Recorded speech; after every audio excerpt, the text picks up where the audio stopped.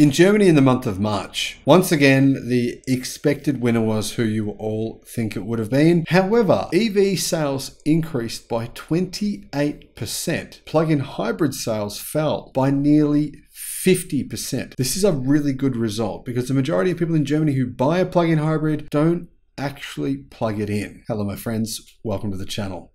I'm the Electric Viking. It's great to see you. Thank you for tuning in, and welcome to all the new subscribers. Welcome back to everyone else, and let's get right to it. The quick summary here is EV sales increased by 28% in March, led by Tesla, second Volkswagen. And the good news is here, plug-in hybrids are disappearing because they're ridiculous and they're not EVs. I've seen many people, even on this channel, try to claim, and they've sent me emails and all kinds of messages and things saying, you're wrong. Plug-in hybrids are EVs. Well, I find that kind of funny because, I mean, imagine a smartphone which has a battery, right? Imagine if you put an engine on that thing or a little gas tank on it. Would you still call that an electric smartphone? Or would you call it something else? I think you'd call it something else. Anyhow, plug-in hybrids were once popular because they were highly subsidized. But now that the subsidies have not quite ended but come down significantly, their popularity is just falling like a log. And the same thing is happening across many countries. In the past, plug-in hybrids got a 5,000 euro incentive. That has pretty much disappeared.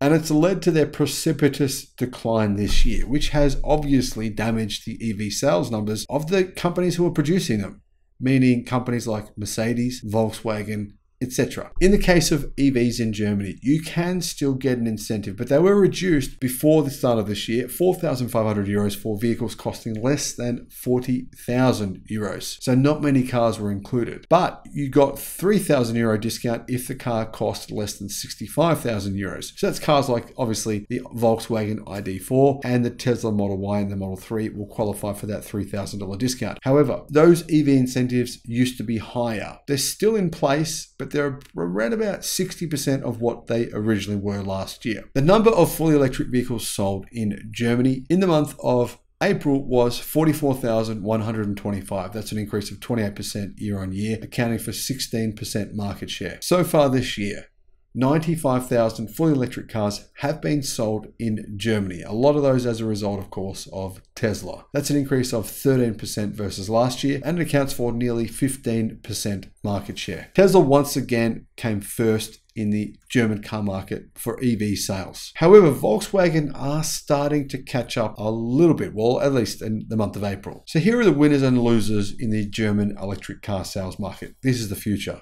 of the car market, so it does matter what they do now. Tesla, 8,703 EVs delivered for first place. Second place was Volkswagen with 6,471. In third place was Mercedes-Benz with 3,269. And in fourth was Audi with 2,870. Fifth, Hyundai, 2,799, followed by Seat with 2,459. By the way, Seat are part of the Volkswagen group, who were followed by BMW with 2,373. So you can see there's a clear trend here, right? That is that Mercedes-Benz and Audi are beating BMW in electric vehicle deliveries in Germany this year. I'm not sure if BMW cares because they think the future of the car market is hydrogen. Well, at least the CEO does anyway. What this means is in the first 4 months of this year, Tesla has delivered more than 20,000 electric cars in Germany. Volkswagen delivered 13,443 in comparison, whilst Mercedes-Benz have delivered less than Audi with 7,298. Audi was in third place with 7,637, followed by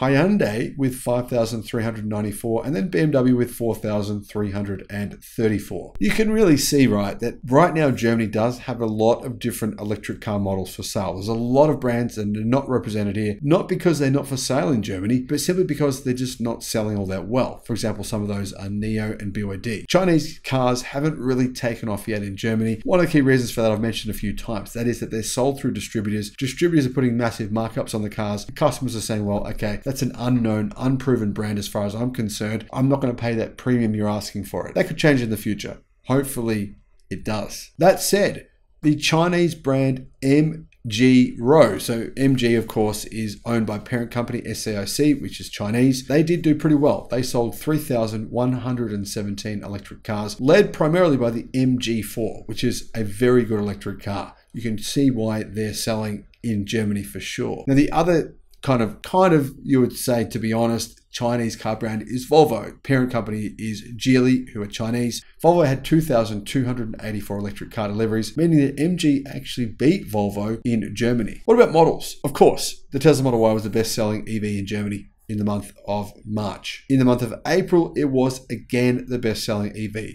5,071 vehicles were delivered, which means that Tesla easily outsold the Mustang Mach-E in the United States. Not that that's even remotely relevant, it just means Tesla sold more Model Ys in Germany than Ford sold in the whole of North America, including Mexico, the US, and Canada. And that is a massive 125% increase year over year. In Q1, Tesla sold 15,851 cars, so an average of around 5,300 vehicles per month. So they're clearly following this trend with 5,000 deliveries in April. I mean, whether or not they can deliver more, I don't know, but it is interesting to see. If Tesla continues to ramp up their production at Gigafactory Berlin, can they hit 10,000 a month? I think they can by the end of the year. You're looking at October, November, December. We're going to see an updated Model 3. Once we get the updated Model 3, that'll actually help to boost Tesla's sales. But we're looking at just Model Y here. The Model Y updates won't come until probably January, February, March of next year. The next three best-selling EVs, the Volkswagen ID4 and the ID5 twins, they had 3,212 deliveries, which is a pretty good number. Not that far behind Tesla's Model Y, 2,000 less. The next bestseller was the ID3 with 2,582, and then the Tesla Model 3 came in a close fourth place, only 22 less deliveries with 2,560, which actually was the best month this year for Tesla with the Model 3, as they've only sold 4,188 Model 3s in Germany. Probably for good reason. It's made in China. They've got to ship it all the way from China all the way to Germany. Not really cost competitive, I'm going to assume, with vehicles being made at the Gigafactory in Germany. Now, there's also word of what has happened at Tesla's Gigafactory, a big change. They're now using BYD's Blade batteries, and the